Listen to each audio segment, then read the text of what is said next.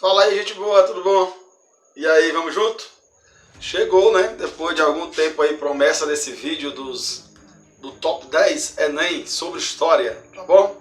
Vamos lá para o nosso primeiro assunto? Nosso primeiro assunto é Idade Média, né? Como eu falei, dos 10 principais assuntos que caem em provas do Enem do ano de 2008 a 2020, 2019, por aí. Um dos principais assuntos dos 10 é a Idade Média. Então, sem perda de tempo, talvez nós gravemos 2 vídeos ou 3 sobre Idade Média, mas vamos para o nosso primeiro, tá bom? Vamos lá? Bem, a Idade Média ela pode ser chamada de período medieval também, tá certo?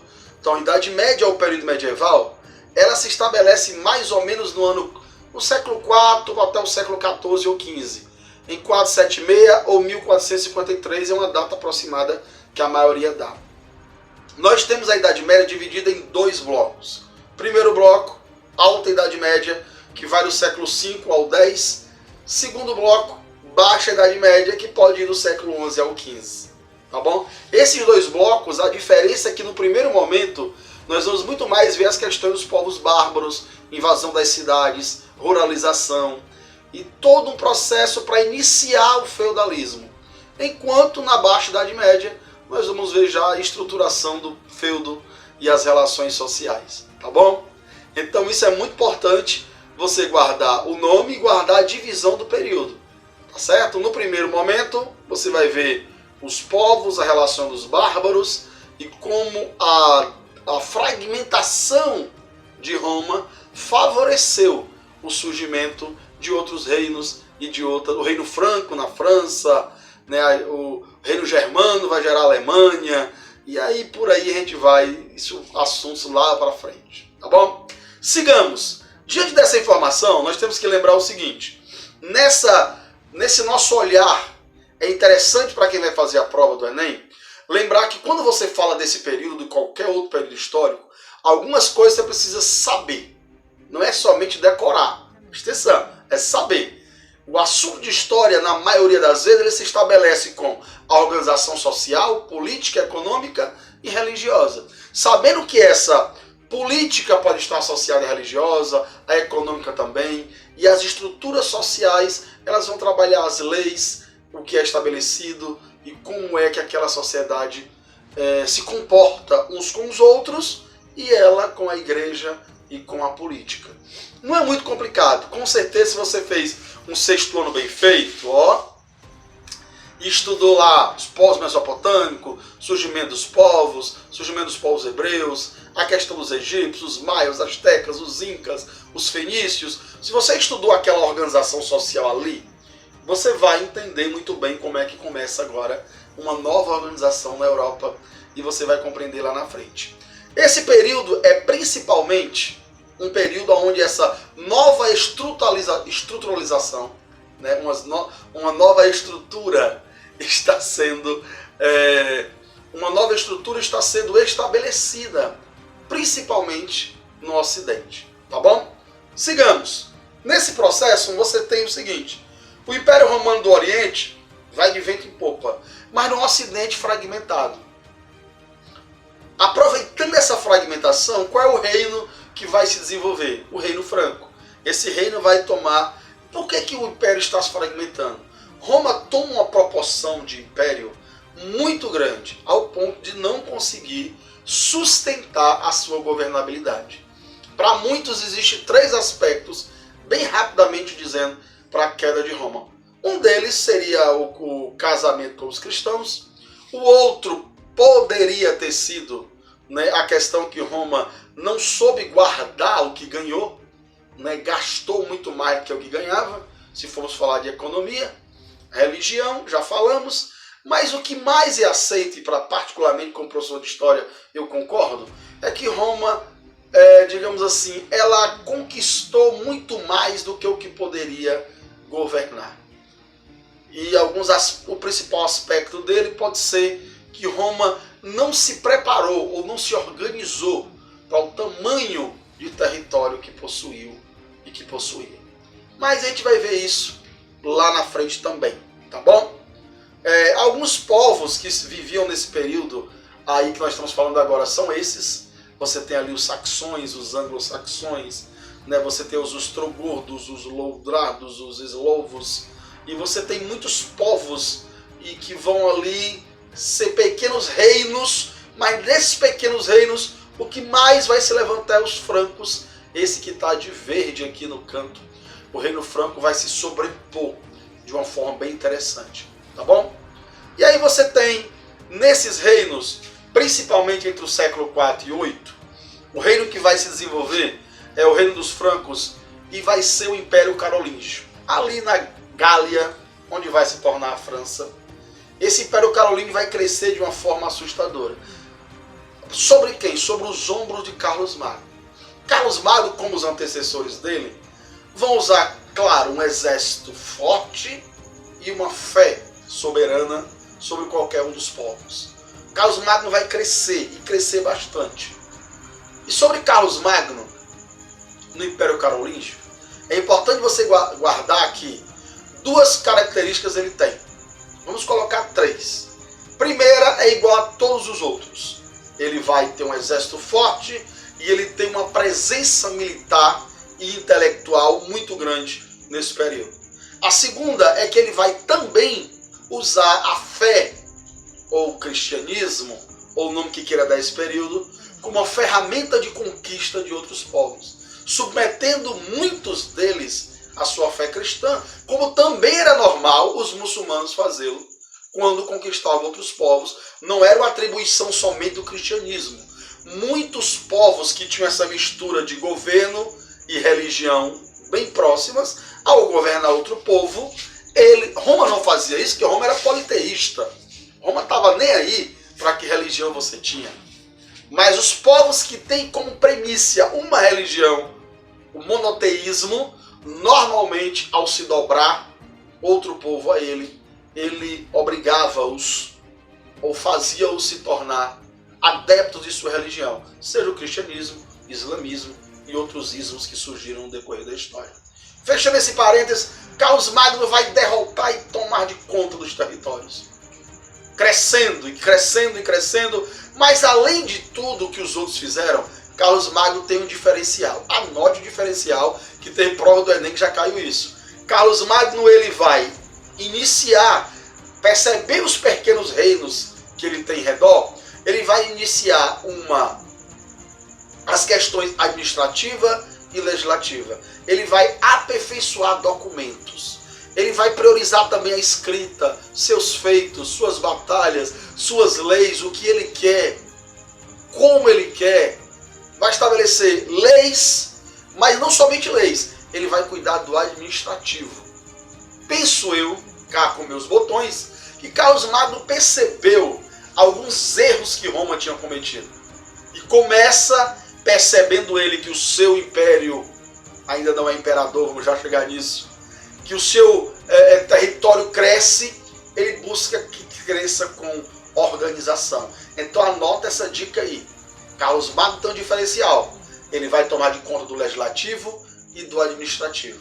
Mas crescendo pela espada e crescendo pela fé, como outros antecessores dele também faziam. Nesse contexto, com seu crescimento, e em questões administrativas e legislativas, Carlos Magno é que vai criar as marcas, os ducados e os condados. Certo? As marcas, os marqueses assumem. Os ducados, os duques. E os condados, os condes. É bem fácil fazer essa relação, diga-se de passagem. Mas é uma organização que parece primária, mas bem inteligente. Mostrando que Carlos Magno ele não era somente um homem de guerra, de batalhas, sanguinário, como muitos colocam, e ele foi. Não era somente um estrategista militar. Carlos Magno era um político. E por falar em político, vem o nosso outro assunto. Carlos Magno cresce de uma forma assustadora e ele chama a atenção de quem?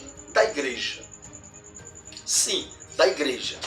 Segundo um professor que respeito muito, Eduardo Borges, a igreja é o principal arqueduto onde tudo que ocorrer do século IV ao V, ao XIV e ao XV vai passar por esse tubo, por esse arqueduto da igreja. poesia, a pintura, os escritos, tudo vai passar. A igreja agora, ela percebe que Carlos Magno está por cima, guerreando, ganhando, o povo aplaudindo, e a igreja é perseguida. Os bárbaros estão invadindo as cidades, matando padres e cristãos, e eles precisam de um apoio. Onde vão buscar? No homem que é o mais aclamado desse período. Mas isso não vai ficar de graça. Eles vão fazer um acordo, vão dar as mãos. Carlos Magno precisa do referendo da igreja. É bom para Carlos Magno vencer. Carlos Magno já é reverenciado pelo povo, mas sendo abençoado pela igreja, ele seria muito mais lembrado como é nos dias atuais. Então, no ano 799, o Papa Leão III tem uma ideia de conversar com Carlos Magno e fazer essa aliança e transformar ele em imperador. Havia muitos problemas para isso dar certo. Havia muitos reinos querendo ser imperador. Havia muitos outros reis querendo isso. Então há uma costura de conchavos e política, que nós não vamos entrar neles aqui, mas quando você lê a história, há uma costura político-militar, religiosa, para que Carlos Magno chegue ao poder com força e com toda a autoridade que a igreja o dá. Tá certo? Aí no ano 799 a igreja pensou isso, e em 25 de dezembro do ano 800, ou seja, no século 8, 25 de dezembro do século 8, Carlos Magno recebe as bênçãos da igreja e é intitulado imperador. Imperador, como tem essa foto aqui que você está vendo, essas duas fotos falam do imperador Carlos Magno. Então agora Carlos Magno tem o aval da igreja. Isso é importante. Para esse período isso é importante. Porque Carlos Magno agora não é somente uma figura militar, mas é o enviado de Deus para conquistar, para derrotar. As pessoas o veem como um santo homem de Deus, um santo batalhador da fé, expulsando muçulmanos, ostrogodos, visigodos, acabando com povos que querem invadir as cidades. Carlos Magno leva o seu império ao topo. É uma grande ascensão desse homem. E nesse período, século V, por causa dos bárbaros invadindo as terras, as cidades, saqueando o comércio, saqueando a igreja tomou uma posição, se apoiou em Carlos Magno. Carlos Magno agora dá proteção à igreja. Os comerciantes e as pessoas começam a sair das cidades. As mulheres eram estupradas, violentadas, os homens saqueados, os mercados. Roma está em frangalhos. E os povos se aproveitam disso. Então você tem, a igreja vai se apoiar em Carlos Magno. Mas a sociedade, uma grande parte, ela vai migrar para o lado onde está crescendo, que é o Ocidente, onde Carlos Magno está mandando, onde o comércio pode ter mais prosperidade e aonde os bárbaros não estão indo. Então uma das razões dessa migração, ou daquilo que nós vamos chamar de ruralização daqui a pouco, é isso. Ao chegar lá, o comércio que antigamente eram só nas capitais, vai começar a girar em torno desses pequenos reinos, ducados e condados. E nessas pequenas marcas, nesses pequenos condados e ducados, havia senhores que eram donos dessas terras. Se eu vou para lá, eu estou indo lá porque eu estou fugindo dos bárbaros, guardando minha família dos estupros, dos saques, de tudo que está acontecendo na cidade. Então lá eu preciso morar. Eu quero paz e segurança, coisa que Roma não pode mais me dar, a Pax Romana. Então eu vou buscar uma terra para plantar. Eu vou buscar segurança. Aonde? Num ducado, num condado ou numa marca. E em todos esses locais há um senhor que manda. E aí aparece o senhor feudal.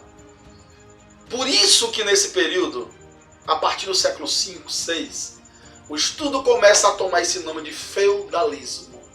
Certo? Um senhor de terra, que é um senhor feudal, vai abrigar muitos que vêm das cidades, correndo, com medo, em busca de melhorias, nas suas terras. E o senhor feudal, por mais que falemos muito mal dele muitas vezes, ele é responsável por trazer paz e segurança, as pessoas não ficarem nas ruas e nas vielas, jogados ao léu para que os bárbaros fizessem com elas o que quisessem. Porque dentro da propriedade, normalmente, havia segurança.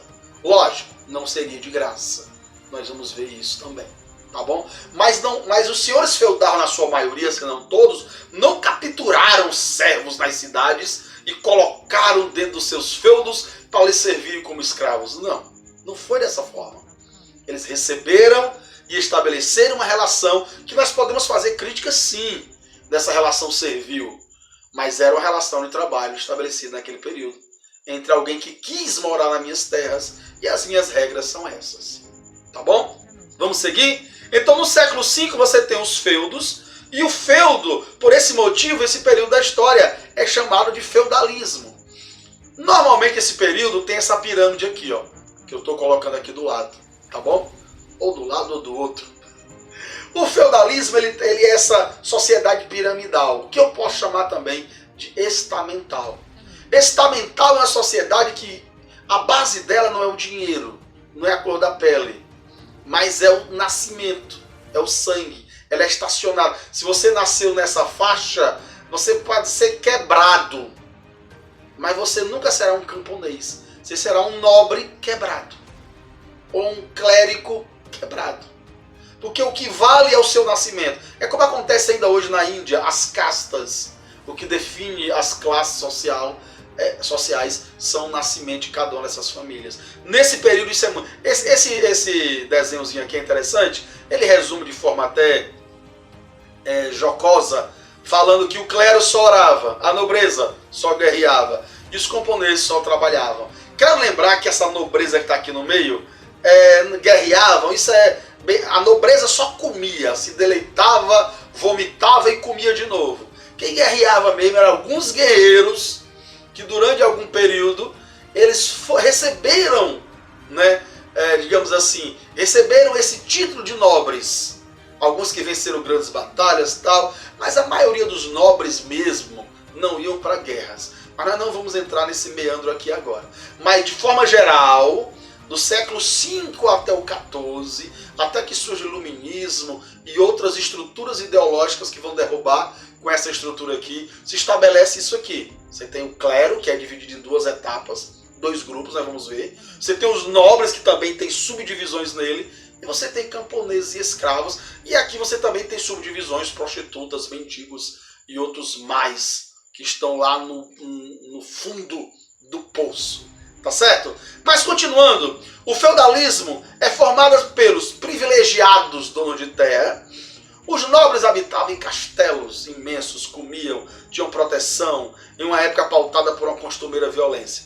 Geralmente a nobreza, o que ela fazia? Caçava coelho, caçava raposa. Olha lá. Esses nobres, depois eles vão perceber que eles sustentam toda a estrutura. Os clérigos são eles que pagam as ofertas e os dízimos, e seja lá como receberem. E quem está embaixo deles são eles que dão comida e o salário miserável e a troca miserável. Então os nobres depois vão perceber sua importância. Mas durante muito tempo eles queriam gozar de uma boa vida, comer à vontade, ter relacionamentos sexuais muitas vezes promíscuos e por aí vai. Era uma vida abastada desses nobres, tá bom? Durante muito tempo viviam em castelos que nem esse. É nesse período que vai ter aqueles contos que nós conhecemos medievais, conto de príncipe, de princesas. Apesar que até onde eu sei, nenhum livro sério ele fala de príncipes que se casaram com meninas plebeias e isso tudo deu certo, maravilhoso. Isso foi um conto, mas nunca foi um fato, pelo menos até onde eu saiba, em registros históricos aceito pela maioria. Mas bem, professor, entendi. Roma em queda, Oriente crescendo, Ocidente em frangalhos, vários ducados, os francos se surgem, a figura de Carlos Magno, casamento com a igreja, estrutura piramidal em 3 blocos, aparece o feudo, estudamos o feudalismo. E lá dentro do feudalismo, como é que é essa relação social de um feudo? Bem, a classe de baixo ela é composta pelos trabalhadores, pelos camponeses, por aqueles que vão trabalhar lá no campo. Lembre-se, a ruralização nesse período é o que dita a conduta social. Por quê? Porque as pessoas não ficam lá na cidade, como eu já falei, por causa do perigo, violência, falta de segurança. Tudo isso aí vai contribuir para que eles venham para os feudos. É o principal fator. Os céus trabalham a terra e eram, na prática, semi-livres. Para muitos, eles eram livres para sair. Semi-livres, entenda. Na maioria dos historiadores compreendem, não é que eles eram escravos, mas eles vão para onde? Voltar para a cidade não dá. Estabelecer sua própria terra eles não têm. Ficar fora da proteção do senhor feudal é perigoso. Então, é melhor ficar dentro do feudo. Não eram escravos nem homens livres, acabavam ficando nessa dicotomia. Dependentes dos senhores feudais, recebiam deles terras para plantar, garantir a sobrevivência das suas famílias. Os senhores feudais davam terra, muitos deles davam gado para ele começar, e ele só queria, lógico, a porcentagem dele naquilo ali. Era uma relação de suzerania e vassalagem. Vamos falar um pouco sobre isso, os suzeranos e os vassalos. Ou seja, essa relação de suzerania e vassalagem, ela vai estabelecer uma regra de comércio, uma regra de trabalho, que vai ajudar o senhor feudal, sim, mas também vai ser bom para a proteção e sustento da família, das pessoas que precisam naquele momento. Em compensação, era necessário prestar serviço aos seus senhores. Sim, muitas vezes esse era o caso. Nessa relação de serviço, nós temos algumas que você precisa lembrar e anotar para o Enem. Tome nota aí. Dentro dos feudos nós temos a primeira, a corvéia. Corvéia. Como era essa relação da corvéia? Era uma troca de terras cedidas aos camponeses. Eles deveriam trabalhar alguns dias por semana nas terras, realizando tarefas agrícolas domésticas ou fazendo a manutenção de equipamentos, estradas ou pontes. Ou seja, se a minha relação com o senhor feudal fosse de corvéia, eu era um funcionário dele para o que ele precisasse. Aquilo que ele precisasse, consertar uma torneira, buscar água, consertar a cerca, ajeitar, e tinha uma quantidade de dias que eu dava por ele. E ele me devolvia em alimentos, em segurança, como eu já falei bem aqui. Tá bom? Tinha um censo. Segunda característica das relações dentro do feudo era o censo. Pagamento pelo uso da terra. Então poderia ser uma troca de favores ou pagamento. O senhor feudal pagava pelo uso da terra, fosse qual a moeda estabelecida naquele feudo. Outra coisa importante é que para muita gente não há, para muitos historiadores, o Lucian Febvre,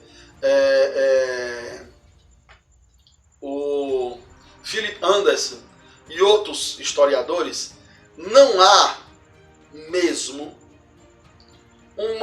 um pagamento específico dentro dessas relações. Não há. Poderia ser pago em alimento, poderia ser pago em gado, poderia ser, o senhor feudal poderia pagar em dando mais dias ou mais terras. Tinha muito a ver com necessidade de quem trabalha e necessidade de quem está oferecendo aquilo. Era um livre comércio de relações também. A banalidade era o seguinte: taxa paga pelos moradores do feudo para utilizar oficinas e instrumentos de trabalho de propriedade do seu feudal, como forno, moinho, etc. Por exemplo, eu estou plantando milho lá no meu pedaço de terra que o senhor feudal deu. Dessa plantação, eu já dou uma porcentagem a ele, que foi meu acerto com ele. Mas eu quero usar as ferramentas dele para pilar o milho. Eu pago outra porcentagem. Depois de pilar o milho, eu quero fazer um bolo, um cuscuz. Eu preciso de um forno. Eu pago mais uma porcentagem para usar o forno. Isso, de via de regra, era o que ocorria. Muitas vezes, para que o meu bolo ficasse feito, eu pagaria 3 vezes uma porcentagem sobre aquilo. Podemos julgar injusto ou justo? É complicado, né? Lógico que, olhando aqui do século XXI, essa relação ela é totalmente desnecessária. Ela não deveria ser dessa forma. Mas para muitos outros historiadores, essa relação é a melhor possível no momento, tanto para o senhor feudal como para o servo. Mas nós não temos somente a corvéia, que era uma troca de favores, e o censo, que era o pagamento da terra, e a banalidade, que estabelecia que cada coisa que eu usasse ali dentro, eu tinha que pagar por aquilo. Também nós tínhamos a taxa de casamento. Se o padre fosse fazer um casamento dentro das minhas terras, eu receberia a minha parte. o padre também receberia parte dele. E nós temos a talha. A talha é a parte da própria produção que o camponês deveria entregar ao senhor feudal. Ou seja, a talha, eu plantei, a primeira parte que eu dou ao senhor feudal é a talha. E se eu quero me casar, pago uma taxa de casamento. E se eu quero usar o forno dele, estabelece a banalidade. Ou seja, eu vou precisar usar algumas coisas a mais do que a terra dele, então eu tenho que pagar por isso. Mas se eu quero somente estabelecer um pagamento entre mim e ele, é um censo. E a corvéia era mais troca de favores. Tá bom? A igreja sempre influenciou nessas relações. Sempre. Mas eu queria encerrar esse vídeo somente até aqui. Nesses 25 minutos para você compreender essa primeira parte. Bem, nessa primeira parte do vídeo, o que foi que nós vimos? Vamos fazer um pequeno resumo aqui. O que é que nós aprendemos? Primeiro que podemos chamar esse período de Idade Média ou período medieval. Segundo que esse período se divide em dois blocos. Primeiro do século 5 ao 10, Alta Idade Média, e do século 10 ao 11 ao 14 ou 15, Baixa Idade Média. No primeiro momento, você tem os bárbaros. No segundo momento, você tem o período feudal. No primeiro momento, você vai ver que o Oriente cresce e o Ocidente está fragmentado e em frangalhos. Nesse segundo momento é que fica estabelecido a nossa aula de hoje. Nesse momento você tem vários povos e vários pequenos reinos, como nós mostramos numa foto lá atrás. Nessa foto nós vimos que o reino franco, que é aquele reino de verde que nós vimos lá no mapa, ele se ergue. Ele se sobrepõe aos demais. Ao se sobrepor, fica a figura do Carlos Magno estabelecida. Carlos Magno cresce pela espada e cresce também pela sua fé. Ele é um estrategista, ele é um cara que entende de batalhas, é valoroso, é um homem de honra e bem querido pelo seu povo. Ao estabelecer várias vitórias contra muçulmanos e contra bárbaros e tantas pessoas, o Carlos Magno chama a atenção da igreja. A igreja está sendo perseguida, massacrada. Então o Papa Leão III, percebendo que precisa de apoio, ele busca Carlos Magno no ano 799. No ano 799, o Carlos Magno conversa com a igreja e percebe que para ele também é bom que esteja e tenha as bênçãos da igreja. Então em 25 de dezembro do ano 800, ou seja, no século 8, Carlos Magno recebe as bênçãos da igreja, como nós colocamos aqui uma foto. E agora Carlos Magno toma proporções ainda maiores com as bênçãos da igreja. Mas aí nós voltamos para o século V e percebemos que uma das razões das pessoas saírem, das cidades é a violência, invasão de bárbaros, saque aos mercados e aos comércios. Essas pessoas vêm para a parte que está crescendo, que é o Ocidente, é o campo. E a esse momento nós chamamos de ruralização no medievo, ou ruralização medieval, ou ruralização da Idade Média. Mas é um período onde as pessoas vão perceber que aqui elas vão ter o que Roma dava, mas não dá mais, que é a Pax, né? Era a Pax Romana. Mas chegando aqui eles vão encontrar o senhor feudal. O senhor feudal, ele era um desses homens que estabeleceu o seu governo ou num ducado, ou numa marca, ou num condado. Em algum desses locais. Eu não quero ficar à mercê dos bárbaros. Então eu me submeto com a minha família a morar dentro de um feudo. É ruim o feudo? Depende do olhar. Tem coisas que não são bem colocadas, mas eu tenho muitos privilégios que eu não teria se eu morasse na rua ou fora do feudo. Porém, eu tenho muitas obrigações, porque o senhor feudal vai me cobrar caro por eu ficar lá dentro. Nessas relações do feudo e do senhor, do servo e do servil, ele é chamado de feudalismo. Esse feudalismo, dentro do espaço chamado feudo, vai ter algumas regras. A corvéia, o censo, a banalidade, a taxa de casamento e a talha. A talha é a primeira. Eu plantei e tenho que dar ao meu senhor. Ou dono dali. A taxa de casamento normalmente era dada para a igreja e também para o senhor. A banalidade era se eu quisesse usar mais algumas coisas. Eu não tenho forno, eu não tenho panela, eu não tenho moinho, não tenho nada. Então o senhor me vendia o uso, né? Permitia que eu usasse por mais uma parte daquilo que eu tinha. Muitas vezes relaciona de censo, ou seja, a terra não era minha, eu pagava para usar a terra. E a cové era uma troca cedida aos camponeses para trabalhar alguns dias e outros não. Essa relação é suzerania e vassalagem. Nessa suzerania e vassalagem se estabeleceu todo esse processo dentro do feudo. Na próxima aula eu vou começar explicando o que é suzerania e o que é vassalagem e como isso se avança para novas relações de trabalho, novas relações políticas, novos avanços da igreja e outras questões mais, tá bom? Até a próxima aula, espero que essa tenha te ajudado e você anote tudo e voltamos na semana que vem. Beijo do professor Anderson, tamo junto!